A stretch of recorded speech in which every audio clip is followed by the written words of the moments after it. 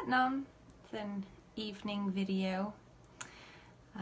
My children are in the other room and it's like 10:50 and I'm tired and I bet they are, but they're still up. So anyway, I got home from Shakti Fest and I posted a bunch of pictures, and I'm actually downloading the video from my set, even though the visual wasn't superb. I thought the audio came across pretty well for what I got, so I'll post that on YouTube.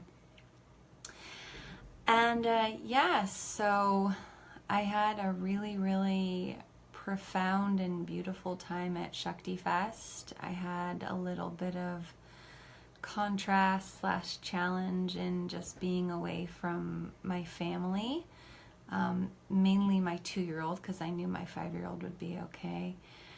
And it was good. It was good for both of us. It was good to have some space. I came home really clear and ready to embark in family life once again. And just really feeling so blessed. I was watching a concert on Saturday night.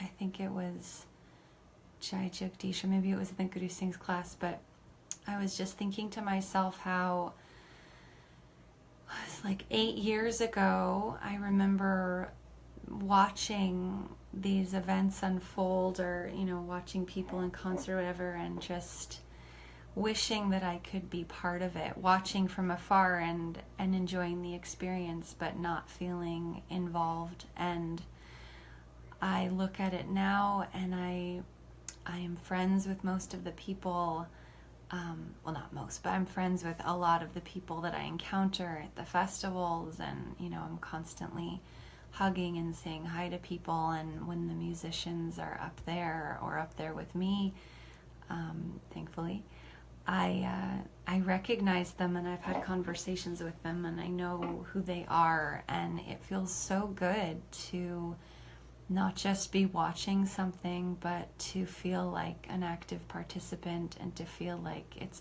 part of my life and that it's my family.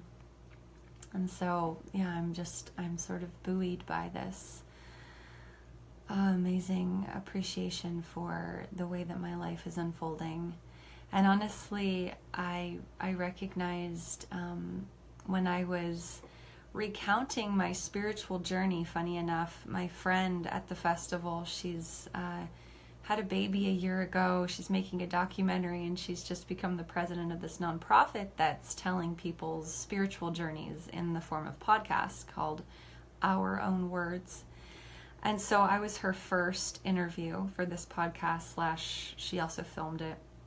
And she asked me about my spiritual journey. And in recounting what had taken place in the last 8 years, I couldn't help but notice that it was an amazing amount of things that happened. And I didn't even, mention half of it. And I was thinking, I'm going to be teaching this workshop at Anahata on May 25th called Reclaim Your Happiness.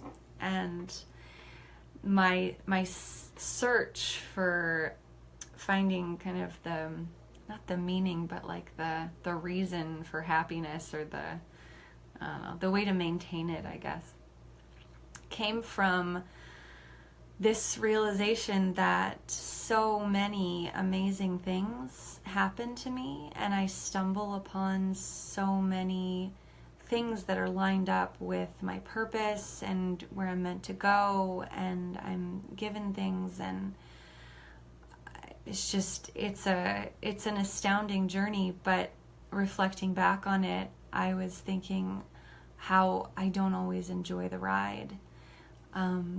That in retrospect, it seems a lot better than in the present moment. And that's not where I want my focus to be. I don't want to be, looking back on things going, oh, that was really good. I want to be in the present moment right now feeling, oh, this is really good. And I'm really getting there. And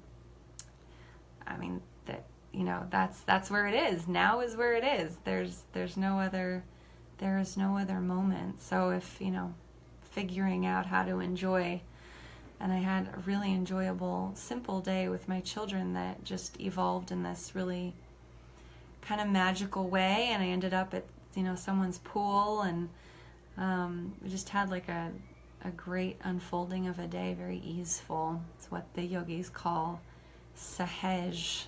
It's just in this divine, easeful flow. And I'm recognizing I'm wearing my mantra hat. Sometimes I'll just stick this on when I've taken off my turban so I can do my mantras. So I was going to do this before bed. It's not cold here, so I'm in Phoenix. Sat Nam Sukhdev. So what's next is Shakti Fest. So I'll be back in Joshua Tree. Was it May 10th, May 11th? I think I'm performing May 12th, the Friday. And I will be at Anahata teaching the workshop that I was just talking about, and I will be at the Spirit of Yoga for Ignite the Light on May 26th in Tempe, and Satnam Baswal. And I will be, June 2nd, I'll be at Studio Santosha in Peoria. And in September, I'll be back at Bhakti Fest. And that's kind of all I have planned for now. But I'm also working on planning something on the East Coast for July, possibly. And I'm thinking about going to I'm visiting my mom in Connecticut, so maybe doing something in Connecticut, and then a few things in New Jersey. So I'll be doing that. Anyway, just thought I'd catch up. I hadn't done a video in a while. And yeah, so I'm wishing you beautiful sleep, beautiful restful sleep. Something I've noticed that if I spend time before I go to bed feeling like enormous, noticing the comfort of my bed and noticing just how cozy I'm feeling and how much I'm loving, sleeping next to my kid or something like that. I go to bed a lot easier and I wake up a lot happier. So, for what? If that helps you. All right. Well, good night. Have a beautiful night. Have a beautiful day tomorrow. And I will catch up with you soon. Satnam. Bye. I'm going to press this finish button.